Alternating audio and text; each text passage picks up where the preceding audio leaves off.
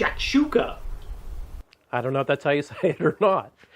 I just came across this recipe the other day. Shakshuka? Shakira? I don't know. Anyway, we're going to try to make it. I was doing a little reading about it. You know, some folks said it's Israeli. Some said it's Palestinian. I don't know. If you're watching the video and you know where it came from and you know how to make it authentically, leave me a comment below. I just read some articles and I'm going to take my best shot. It looked awesome in the pictures.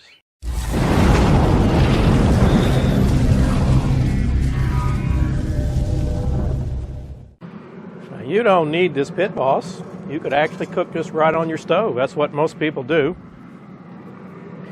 Okay, but I don't cook inside.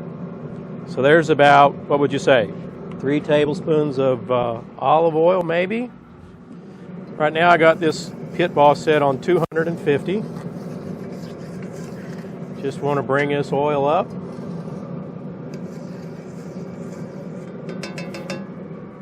And you can see I got it over direct flame. All right, let me see if this oil's getting hot. And it is. So what I've got here is 1 Pablano and 1 white onion. Okay? Now most recipes that I researched online call out a green bell pepper.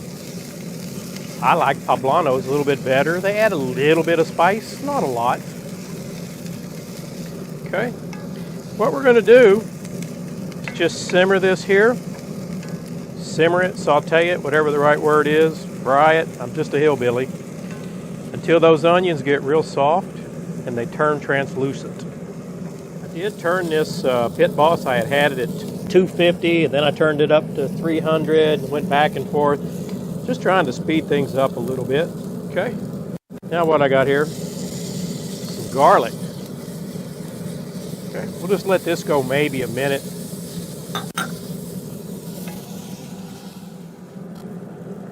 What I've got here is a 28-ounce can chopped tomatoes.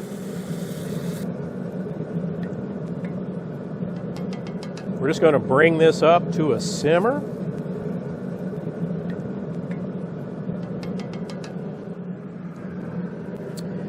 Now I hope you can see that. Oh, it's pretty hot. So anyway, what I got here is cumin, paprika, cayenne, salt, and pepper. And I'll put all the specific measurements down in the description box. All you got to do is go down there if you want to make this, and you'll see exactly how much I used.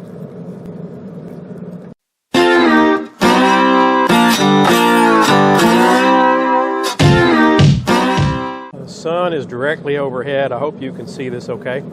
I'm just going to let all those seasonings and these tomatoes all blend together with these peppers and onions. Maybe 10 minutes, 5-10 minutes. Then we'll get to the next step. Just what we want to do here, just to be clear, as you see it's kind of runny now, right? With the juice. I want to thicken this up. That's what I'm trying to do at this point. If I were guessing, I would say we've been another 8-10 minutes maybe. Now you can see how it's starting to thicken up some. All right. Hope you can see that anyway. Okay. Now, if I'm going to screw this up, it's going to be right here. Let me show you what we're going to do. I'm going to scoop out a little pocket like so. And I'm not the world's best egg cracker. But we're going to drop an egg down in there. Okay. And I'm going to scoop out another pocket over here. Like so.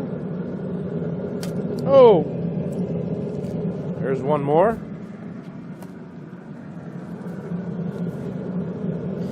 Okay, and I'm going to scoop out one more pocket here.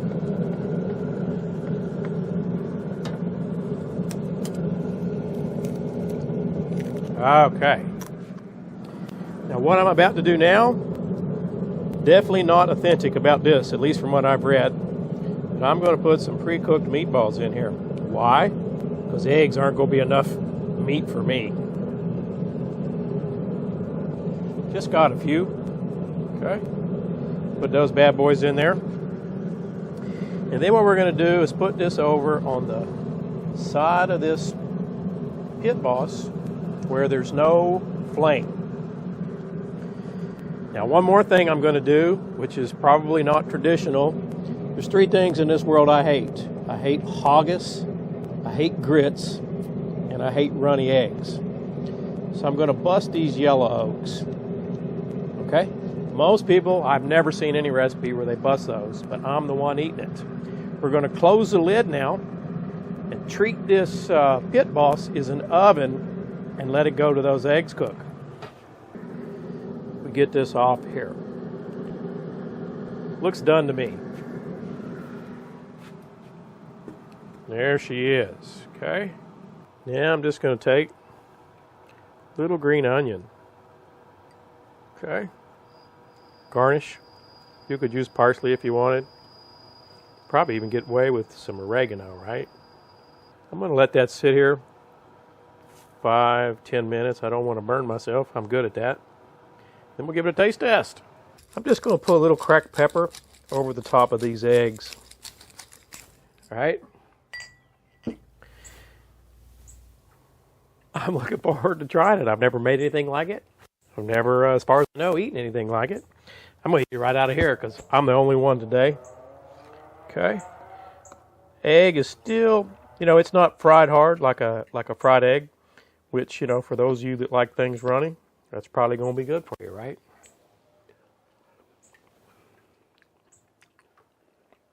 Oh, wow. That's really good. How do I describe it? It's kind of like a really good pasta sauce. Then that egg, you can see, it's not runny. I know you folks like runny. It's not runny. But you can see it's kind of soft, for lack of better words. So the texture of that egg is really kind of cool.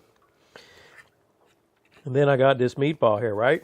Now, I deliberately didn't put too much cayenne or anything in it because I wanted to see how it turned out. But this is perfect to add your favorite hot sauce to, okay? I got one here I'm going to try. This is this organic, can you see that? Organic Ghost Sriracha, and it's from Kitchen Garden Farm. You don't have to have this one, right? Have whatever you like. The nice thing about this dish is you can make it for people who don't like stuff hot, and then add the hot sauce, because you're not going to put it down to the cast iron pot. You're going to put it on a plate. Well, it's a lot of really nice flavors. I like it better with the hot sauce on it. Anyway, would I make this again? That's the question. I would. I definitely would make this again. I enjoyed it. Hey, this is a little different than stuff we make. We usually make, chickens and ribs and brisket. Let us know if you'd like to leave a comment below. Let us know if you'd like to see us do more kind of, at least for our channel, off the beaten path stuff. Thanks so much for watching.